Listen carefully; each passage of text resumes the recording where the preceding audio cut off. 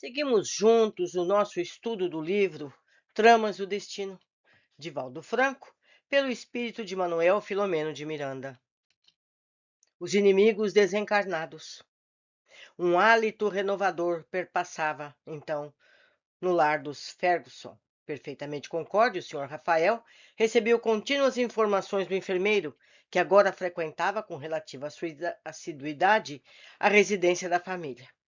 É evidente que Cândido mantivera o sigilo da referência à enfermidade de Lisandra. Cada visita fazia-se mais auspiciosa. Toda vez que se adentrava no lar sofrido, experimentava-se confortadora aragem de alegria, como se impregnasse de paz. Sua palavra simples e fluente sabia elucidar as interrogações e aclarava as questões nebulosas em torno da fé com naturalidade fascinante. Modesto por temperamento, cônscio das próprias limitações, escusava quaisquer referências economismáticas com habilidade e simpatia. Os passes aplicados à enferma redundavam em melhoras orgânicas perceptíveis. Psiquicamente, no entanto, fazia-se refratária às instruções espirituais, fechada em si mesma, aturdida pelas construções mentais e evocações infelizes de que dificilmente se libertava. A instância da telementalização do adversário desencarnado, que urdiu um plano nefasto, deu acolhida às induções de antipatia ao enfermeiro, ensimesmando-se em característico mutismo com que demonstrava o seu desagrado. Cândido compreendeu a situação delicada e dissimulou educadamente. É óbvio que em qualquer processo de ordem obsessiva, quiçá na quase totalidade dos problemas de saúde, a parte mais importante está sempre reservada ao paciente. Sua obstinação em manter-se encarcerado no desequilíbrio, preferindo inspirar compaixão a despertar amizade, constitui óbice de difícil remoção na terapia do seu refazimento.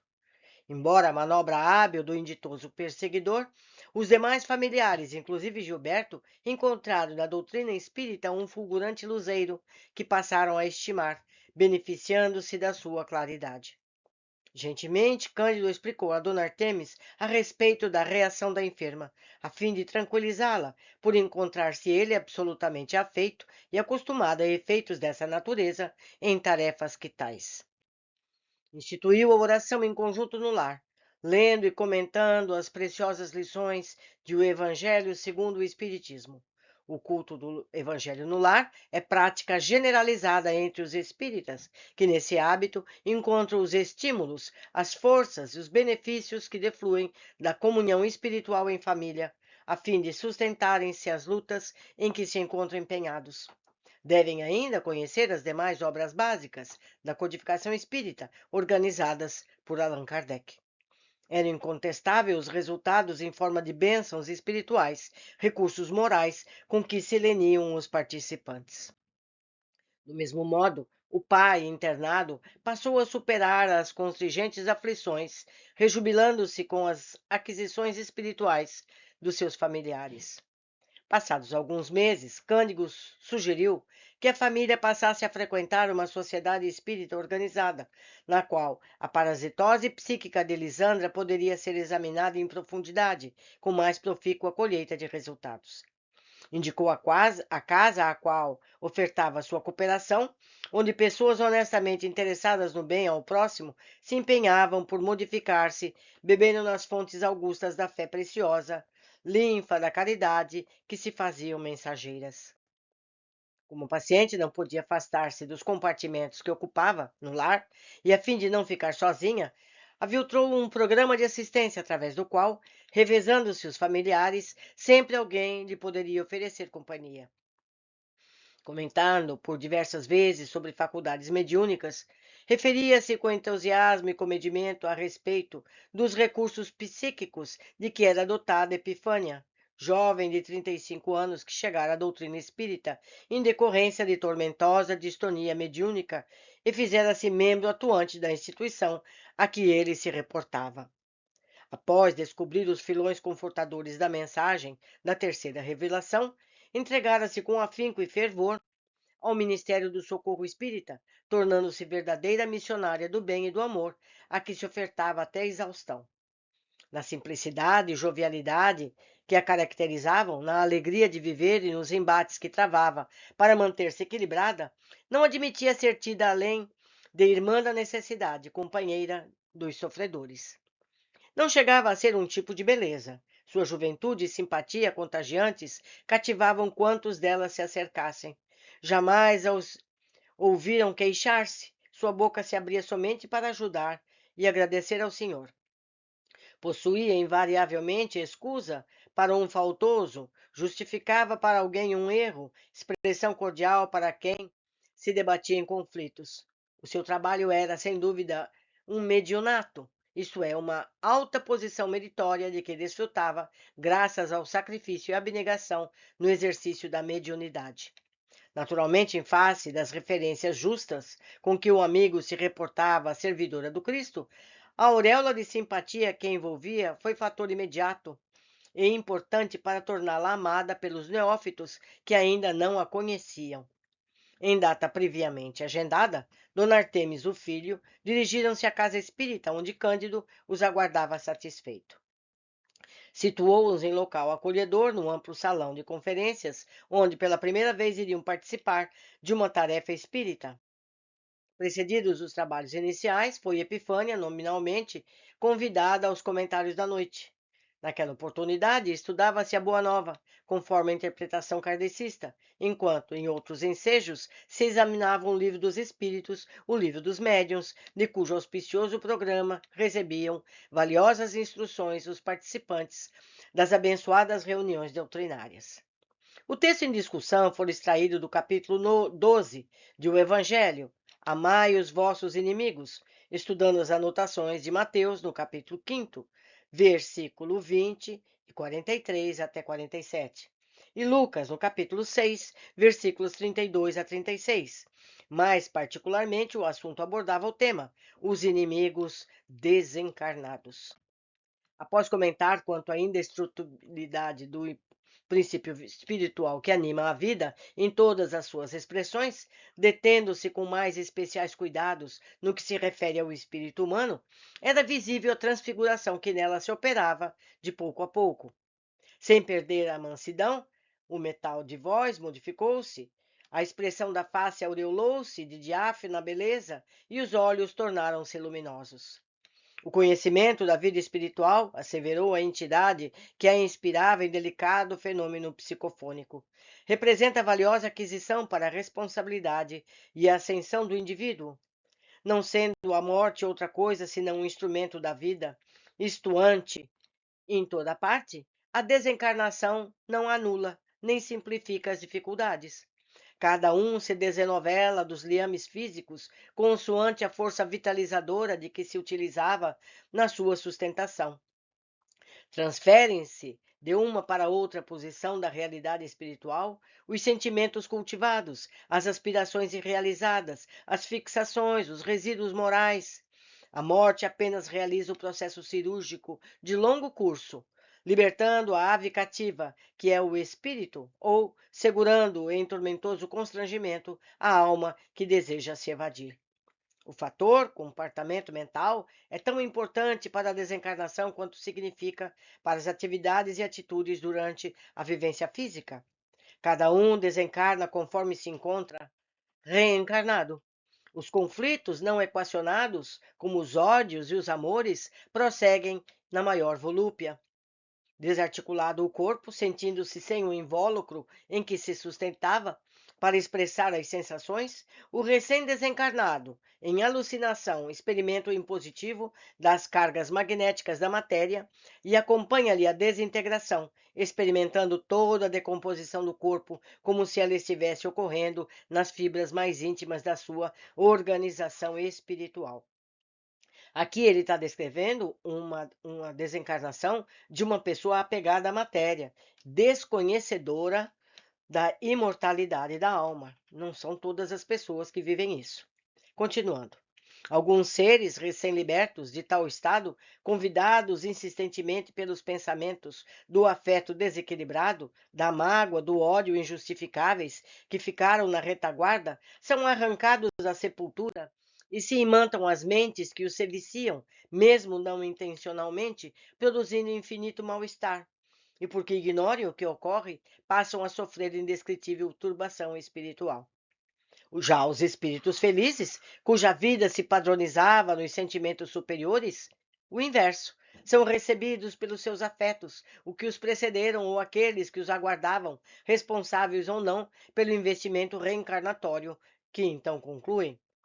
Não bastasse as ocorrências de leviandade que ligam os tráfegos e irresponsáveis entre si, formando grupos e colônias de parasitas, de viciosos, perniciosos, a se locupletarem na insânia e nas obsessões simples, com tendência a agravamento em decorrência da sintonia que lhes facultem as compares encarnados, exigindo vigilância e cuidado, especial atenção, merecem os inimigos desencarnados. Então, o que ele está explicando? As pessoas odientas, que têm rancores, têm mais dificuldade no desencarne. E assim que elas conseguem, elas logo se imantam aos seus desafetos, enquanto que aquelas pessoas bondosas, fraternas, têm um despertar fácil, tranquilo, já ao lado de pessoas que ela ama ou que cuidam delas naturalmente. Continuando. Houve uma pausa oportuna. Os ouvintes, atentos, sinceramente interessados, aguardavam o prosseguimento da lição, enquanto Dona Artemis exultava, indagando-se como pudera obstinar-se em odiar o momento de travar contato com o espiritismo. Como era diferente de tudo quanto ouvira falar, pensava absorta. Não pôde continuar nas reflexões, porque Epifânia, mediunizada, prosseguiu.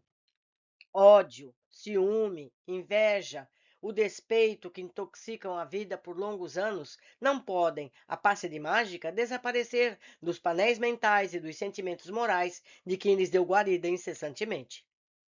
Fenômeno análogo ocorre na Terra com as criaturas.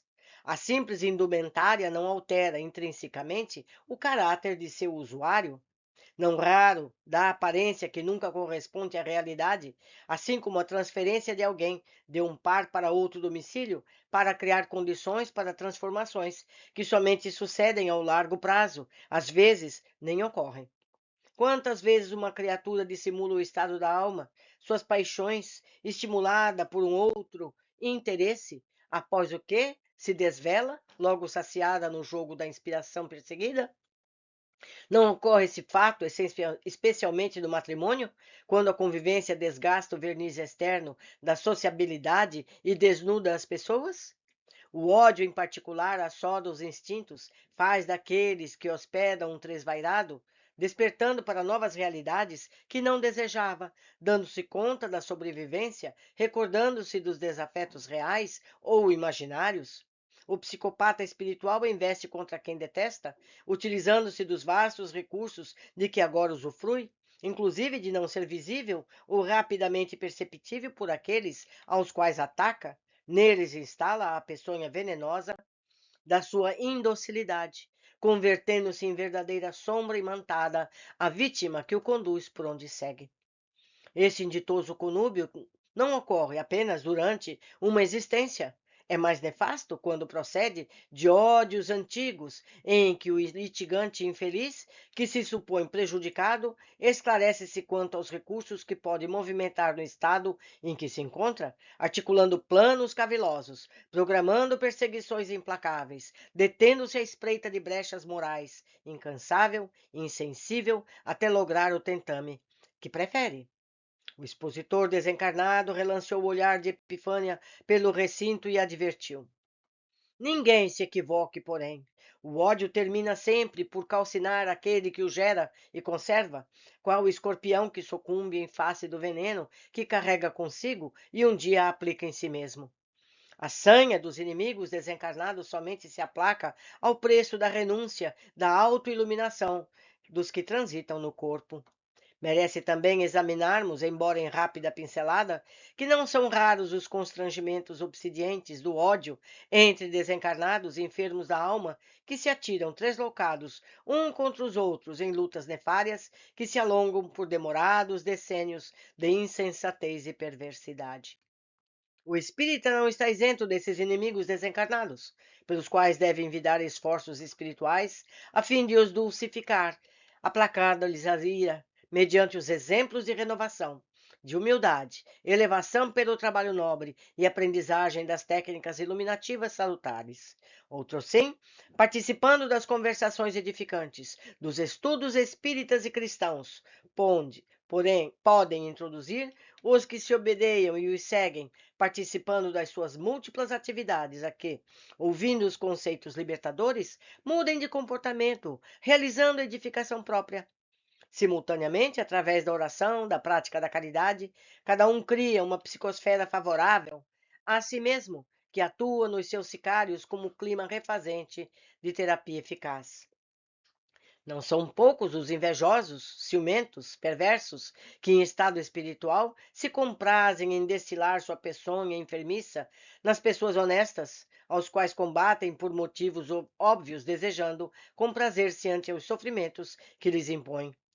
Interpenetram-se, comunicam-se nos dois mundos, do espírito e da matéria, e seus membros, pessoas e espíritos, mais do que se pensa e se supõe. Os espíritas, além de passado donde provém, quiçá assinalado por pedrouços e gravames, defrontam os espíritos ociosos e perturbados em si mesmos, que os anatemanizam, em considerando os próprios propósitos elevados a que se dedicam, fazendo-os erroneamente considerá-los inimigos por lhes obstarem a sanha perseguidora da insensatez. A exposição alcançava o clímax, desejando impregnar a alma dos ouvintes com a imperecível lição sobre o atual do Evangelho, arrematou. Por essa razão, o amor é o único eficiente antídoto a qualquer mal.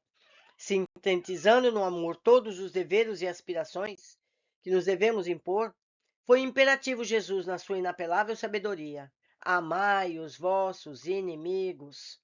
Da mesma forma como a morte do desafeto não lava a honra do ofendido, durante muitos anos os duelistas supunham exatamente o oposto. Um inimigo desencarnado é muitas vezes pior do que o encarnado.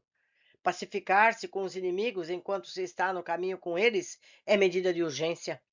Ideal, portanto, não ter inimigos, não estar contra ninguém, não se rebelar. Se alguém não nos quer bem, o problema é dele. Porém, se damos motivo para que tal ocorra, já é nosso problema. Pacificados em Cristo, apaziguemos, com a nossa atitude caridosa, que transtorna todo ódio em amor, tenhamos a esperança e a alegria de viver. Terminou a mensagem. A aragem balsâmica adentrou pelo recinto. Todos se conservavam em atitude de reflexão, impregnando-se do conteúdo da palestra esclarecedora. Podiam-se notar as transformações faciais, o esforço de alguns ouvintes, possivelmente assediados por contingências, fatores complexos de encarnados e desencarnados, formulando planos de renovação. Sem ruído ou contração de qualquer natureza, a jovem Epifânia sentou-se, apoiou a mão direita à cabeça e recompôs-se, retornando à normalidade objetiva. Alguns breves comentários de interesse dos frequentadores da casa foram feitos, passando-se a terapêutica dos passes a que se candidatavam alguns pacientes presentes. A reunião ali se encerrava na sua primeira parte. Cândido, ao lado de seus convidados, aviltou delicadamente a que se submetessem à fluidoterapia pelo passe. Sem inquietação, transferiram-se para outra sala, onde já se postavam algumas pessoas, tomando lugares.